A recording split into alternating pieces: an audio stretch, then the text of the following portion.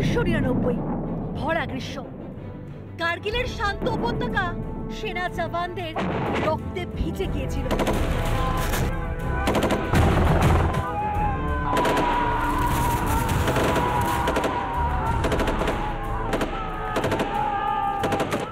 मेरा आंखों से देखा, मैंने रिपोर्ट दिया।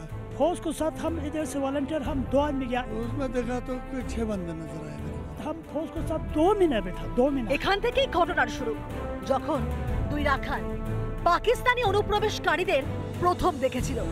সেখান থেকেই কার্গিল যুদ্ধের সূচনা। ওপরে তো বরফ ছিল আর নিচে ছিল সবুজ ঘাস। ওখানেই আমাদের বাঞ্জুটোপ বলে এলাকা ছিল। সেখানেই হঠাৎ নজরে এসেছিল ছজন। দেখে মনে হচ্ছিল বরফের বুক চিরে কেউ নেমে এসছে। ওপর থেকে নিচে কেউ নামছে, কেউ নিচ থেকে আবার ওপরে উঠছে। আমরা দেখে ভেবেছিলাম এটা আর্মি। বানজু জুবার্গ হিলের ওখানে আমি অনেককে দেখেছিলাম। আমি ওনাদের জানালাম ওপরে কাউকে দেখেছি, কেউ ওপরে রয়েছেন। সেটা শুনেই ওনারা আমাদের সাথে এসছেন। তারপর আমি ফেরত এলাম। ওখানে একটা ব্রিজ ছিল, ওখানেই সেনা জওয়ানরা বসতেন, পাঞ্জাবিরাও ছিলেন। আমি ওখানে গেলাম, আমি রিপোর্ট দিলাম। আমি ওনাদের জানালাম ওপরে কাউকে দেখেছি, কেউ ওপরে রয়েছেন। সেটা শুনেই ওনারা আমাদের সাথে এসছেন। हमारे साथ आया वो लोग। আমি রিপোর্ট দেওয়ার 8 দিনের মধ্যে লড়াই শুরু হয়। দীর্ঘ সময় ধরে পাকিস্তানের সঙ্গে বিবাদের যে পাহাড় জমেছিল, 1999 সালে প্রধানমন্ত্রী অটল বিহারী বাজপেয়ীর লাহোর বাস যাত্রায় কিছুটা বরফ গলেছিল। দুই দেশের বিবাদের অবসান এবং নতুন আশার আলো দেখতে শুরু করেছিল অনেকেই।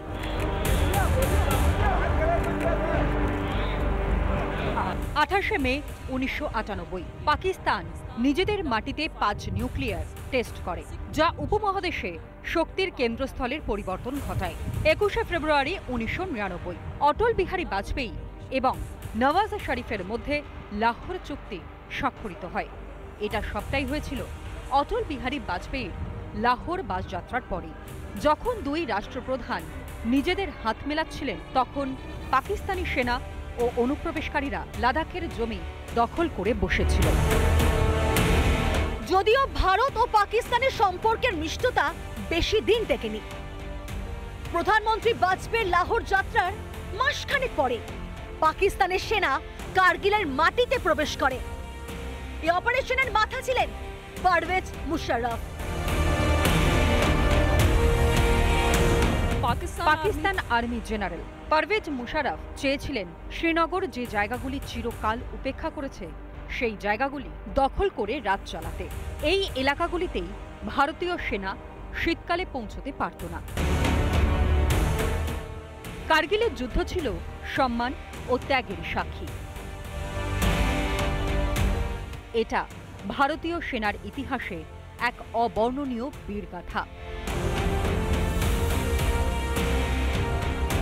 এর সফলতার মূলে জেনারেল বিপি মালিক। তার নেতৃত্বে সাহসী হৃদয় ভারত এই ইতিহাস রচনা করতে পেরেছে। স্বাগত জানাই যাকে নতুন করে পরিচয় করিয়ে দেবার প্রয়োজন নেই, জেনারেল মালিক। যখন আপনি জানতে পারলেন হামলা চালানো হয়েছে, কারণ যারা এখানকার রাখাল ছিলেন তাদের মাধ্যমেই এই খবর প্রথম এসেছে, তখন আপনার প্ল্যান অফ অ্যাকশন কি ছিল? আপনি 3 মাস ধরে আপনার কি পরিকল্পনা করেছিলেন? আমরা এই ধরনের অনুপ্রবেশ একেবারেই আশা করিনি, কারণ 2 মাস আগে আমাদের ও ওদের প্রধানমন্ত্রীর মধ্যে লাহোর চুক্তি স্বাক্ষরিত হয়েছিল। রাজনৈতিকভাবেই এমন পরিস্থিতি তৈরি হয়েছিল। পরে গোয়েন্দা রিপোর্টেও এটা অনুমান করতে পারা যায়নি যে পাকিস্তান আর্মি আমাদের বিরুদ্ধে এভাবে যুদ্ধের প্রস্তুতি করছে। আসলে কি ঘটছে সেটা জানতেই আমাদের কিছুটা সময় লেগেছে, এবং এর পেছনে পাকিস্তান আর্মির কি অভিসন্ধি ছিল আমি মনে করি 5 থেকে 6 সপ্তাহ লেগেছে। তারপর আমরা যখন জানতে পারলাম, তখন আমরা আরো বড় করে পরিস্থিতি মোকাবিলা করার প্রস্তুতি নিলাম। আরো বেশি জোশ নিয়ে আমরা নামলাম। তারপর আপনারা দেখলেন কি হলো। স্থানীয় প্রত্যক্ষদর্শীদের চোখে এখনো সেই উত্তাল দিনগুলো প্রতিফলিত হয়, যখন দ্রাস কার্যত যুদ্ধক্ষেত্রের থিয়েটারে পরিণত হয়েছিল। তাদের চোখ বারবার সেই ভয়াবহ যুদ্ধের বর্ণনা দেয়। কি হয়েছিল সেই যুদ্ধে? অনেক অজানা কাহিনী লুকিয়ে রয়েছে। তা জানতেই আমাদের সঙ্গে যুক্ত হয়েছেন দ্রাসের স্থানীয় কিছু মানুষ। নাজির সাহেব, আপনি দ্রাসের স্থানীয় কার্গিলের যুদ্ধ চোখে দেখেছেন, মানুষকে সাহায্য করেছেন, মানুষকে বলুন এর বিষয়ে। আমায় বলা হলো সিও সাহেব ডাকছেন, তো আমরা নিচে গেলাম সিও সাহেবের কাছে। সিও সাহেব বললেন আমাদের তোলুলিং এলাকা ও মিলিটারি এলাকাতে কিছু সন্ত্রাসবাদী প্রবেশ করেছে। তখন কিন্তু আমরা জানতাম না যে এরাই পাক সেনা। পরে যুদ্ধের সময় জানতে পারি সকলেই পাকিস্তানের আর্মি, কোনো সন্ত্রাসবাদী ছিল না। সেই সময় দ্রাসের এসডিএম নতুন সুবেদার ও এসডিএম দ্রাস ছিলেন নিজামি সাহেব। উনি কিন্তু আমাদের প্রচুর সাহায্য করেছেন। আমাদের লোকেদের মস্কুর সাইডে নিয়ে গিয়েছিলেন। অনেক লোককে তো প্রথমেই মস্কুর সাইডে নিয়ে গিয়েছিলেন। যখন মস্কুরের দিকে নিয়ে যান, যাকে বাত্রা টপ বলি, সেখানে কিন্তু পাকিস্তান অনেক শক্তিশালী ছিল। তারাই আমাদের ওপর প্রথম গুলি চালায়। তার মানে তো তারা সাধারণ নাগরিককেই টার্গেট করেছিল। এরপর আমাদের লোক কার্গিলের দিকে এগিয়ে যায়। ওই সময় আপনার বয়স কত ছিল? আমাদের বয়স তখন 14-15 হবে। মস্কোবায় যাই, 5-6 দিন ওখানেই ছিলাম। সেখানে পরিস্থিতি এমন হয়ে ওঠে আমাদের বলা হয় কার্গিল যাওয়ার জন্য, কিন্তু গাড়ি মিলছিল না, অনেক ভিড় ছিল, সবাই এদিক ওদিক পালাচ্ছিল। আমার পরিবারের 18 জন ছিলাম। মারফুজু ব্রিজ রয়েছে এখানে, সেনায় 6 লাখ ছিল গোটা এলাকা। সবচেয়ে আগে আমিই ছিলাম। আমার কোলে ছিল আমার 9 মাসের ছোট বোন। মা অসুস্থ, তাই ঘোড়ায় ছিল। আমি ছোট বোনটাকে নিয়ে সবার আগে ছিলাম। আমাকে আর্মি হাত দেখিয়ে বলে দ্রুত এগিয়ে আসুন। আসলে তখন ফায়ার চলছিল। আমি তো ভেবেছিলাম ও আমাকে ধরে নিয়ে যাবে। আমি ওই ব্রিজের ওখানেই থেকে গেলাম।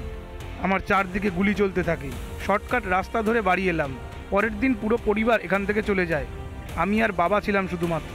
এরপর আমাদের ধরে নিয়ে যায় 5140 BT1-এ। বাবার সঙ্গে ঘোড়া চালাই।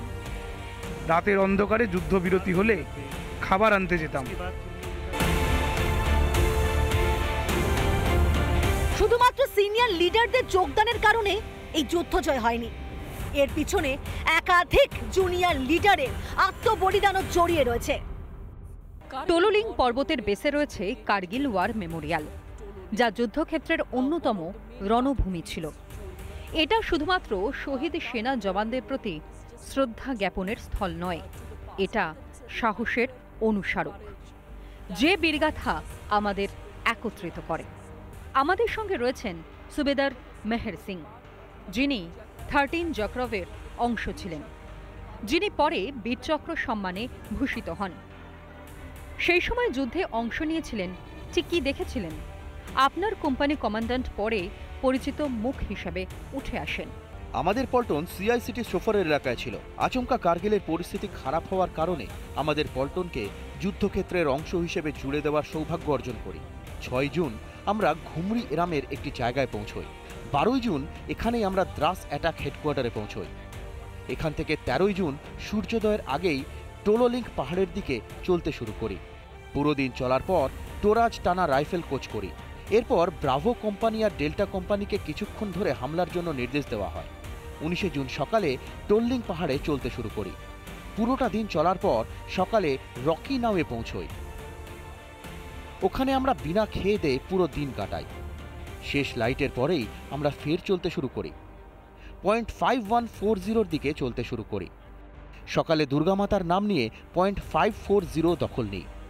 সেখানেই বাত্রা সাহেব ডাক দেন ইয়ে দিল মাঙ্গে মোর। আমাদের কমান্ডার ছিলেন লেফটেন্যান্ট YK যোশী সাহেব। উনিও ইয়ে দিল মাঙ্গে মোর সিগন্যাল দেন।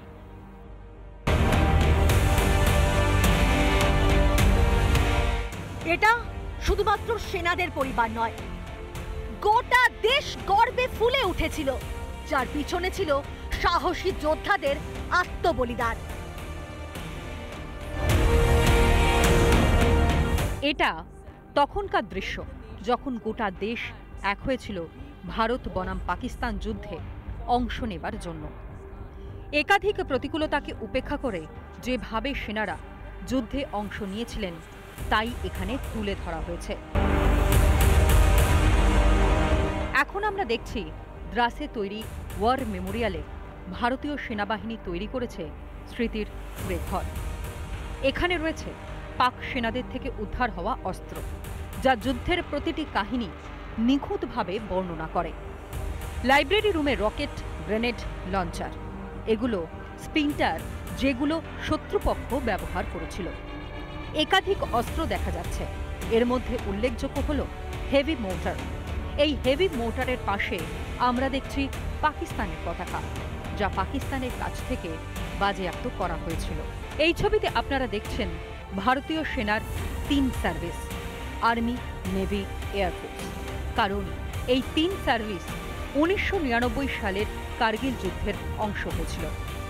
3 বিভাগের সম্মিলিত যোগদান কার্গিলের মাটিতে তিরঙ্গার ধ্বজা ওড়াতে সাহায্য করেছিল।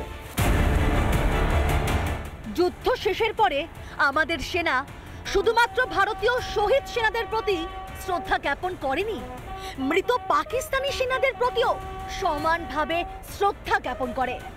সেই সেনাদের দেহ পাকিস্তান আর্মি ছেড়ে চলে গিয়েছিল। পাকিস্তান তাদের নিজেদের সেনাদের মৃতদেহ মেনে নেয়নি। ভারতীয় সেনা সম্মানের সঙ্গে শেষ শ্রদ্ধা জ্ঞাপন করে। আপনি এখানে দেখতে পাচ্ছেন সেই ছবি।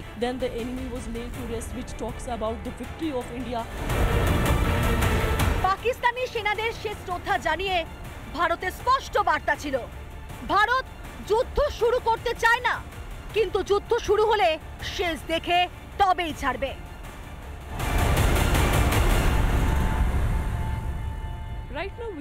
এখন আমরা রয়েছি 13620 পয়েন্টে, যা অত্যন্ত গুরুত্বপূর্ণ একটি পয়েন্ট। এই ম্যাগনেশিয়াল পয়েন্ট অফ ভিউ থেকে অপরূপ দৃশ্য ধরা পড়ে। পয়েন্ট 13620 মেজর রন্ধাওয়ার নামে নামকরণ করা হয়েছে।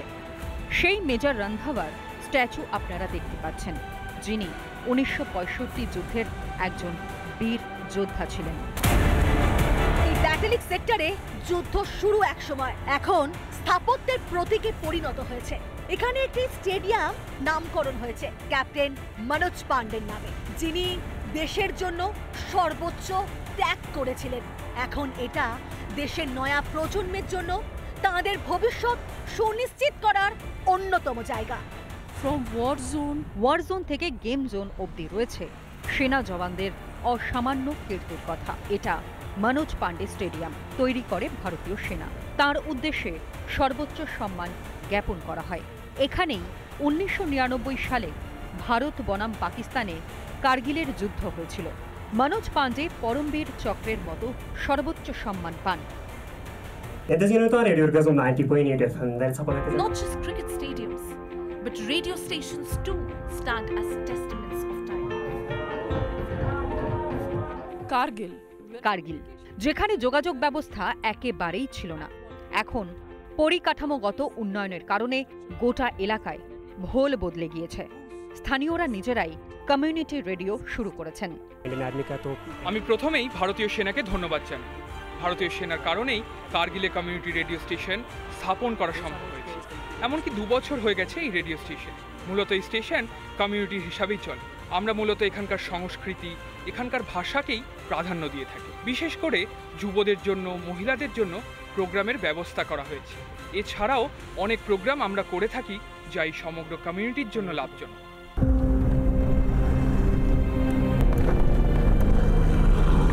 আজ শ্রীনগর থেকে কার্গিলের জার্নিটাই বদলে গেছে। যেখানে সেনা টহলদারি ছিল, এখন তা বদলে গেছে। এখন ভারতীয় পরিকাঠামো বদলের কারণে তার ভোল বদলে গেছে। উন্নত সড়কের কারণে আমরা খুব সহজেই পৌঁছে গিয়েছিলাম। পাহাড়ের কোণে গড়ে ওঠা নতুন স্থাপত্য আলাদাই মাত্রা যোগ করেছিল। During the war of Kargil in 1999 সালে কার্গিল যুদ্ধের সময় শ্রীনগর থেকে কার্গিল অবধি আসার জন্য রাস্তা ছিল সবচেয়ে বড় চ্যালেঞ্জের বিষয়। কিন্তু এখন আমরা পরিকাঠামোগত সম্পূর্ণ বদল দেখতে পাচ্ছি, যা গোটা এলাকার ভোল বদলে দিয়েছে। শ্রীনগর ও লাদাখের মধ্যে তৈরি নয়া রাস্তা এখন সেনা ও স্থানীয়দের যাতায়াতের ক্ষেত্রে অনেক সুবিধা করে তুলেছে। কার্গিল যুদ্ধে ভারতের শুধুমাত্র জয় হয়নি, এটা আমাদের সামরিক ক্ষমতার বিপুল পরিবর্তন আনে। প্রযুক্তির সঙ্গে তাল মিলিয়ে সীমান্তের পাহারা আরো জোরদার করতে অ্যাপাচে, চিতা হেলিকপ্টার, আকাশ মিসাইলের ব্যবহার করা হচ্ছে। আমার পেছনে দেখতে পাচ্ছেন অ্যাপাচে। অ্যাপাচে সবচেয়ে অ্যাডভান্সড অ্যাটাক হেলিকপ্টার। এর মধ্যে 30mm অটোমেটিক ক্যানন রয়েছে। আমরা দেখতে পাচ্ছি Hellfire machine, Hydra 70, rocket pods, stingers, target acquisition, designation system, এমনকি পাইলট নাইট ভিশন, লংবো রাডারও রয়েছে। It's the 25th year of Kargil Vijay Divas. এটা কার্গিল বিজয় দিবসের 25তম বর্ষ। গোটা দেশ সম্মান জানাচ্ছে শহীদ সেনাদের। কিভাবে এই যুদ্ধ ভারতের পক্ষে এলো? শুধুমাত্র যুদ্ধের ময়দানে সেনাদের অংশগ্রহণ নয়, কঠিন সময়ে পার্বত্য এলাকায় উন্নত প্রযুক্তির যুদ্ধ সামগ্রীও সাহায্য করেছে। যখন আমরা হালকা যুদ্ধ জাহাজের কথা বলি, তখন আমাদের মাথায় আসে চিতল হেলিকপ্টার। এটা কোনো এলাকা রেকি করবার জন্য ব্যবহার করা হতো। হাজারো প্রাণ রক্ষা হয়েছে এই ধরনের প্রযুক্তির মাধ্যমে। শুধুমাত্র চিকিৎসা ক্ষেত্রে নয়, পাক অনুপ্রবেশকারীদের বিরুদ্ধেও এটা যথেষ্ট পারদর্শী। Atmanirbhar Bharat. This is one such example. আত্মনির্ভর ভারতের উদাহরণ হলো আকাশ, যার অপারেশন ক্যাপাসিটি 30 কিলোমিটার। যে মেশিনগুলো ভারত এই মুহূর্তে ব্যবহার করছে, তার মধ্যে সবচেয়ে সুন্দর আকাশ। এটা ভারতীয় সেনার ক্ষমতা প্রদর্শন করে। This is a display of the Indian Army's might, its power, and these machines are with the Indian Army and also with Indian Air Force.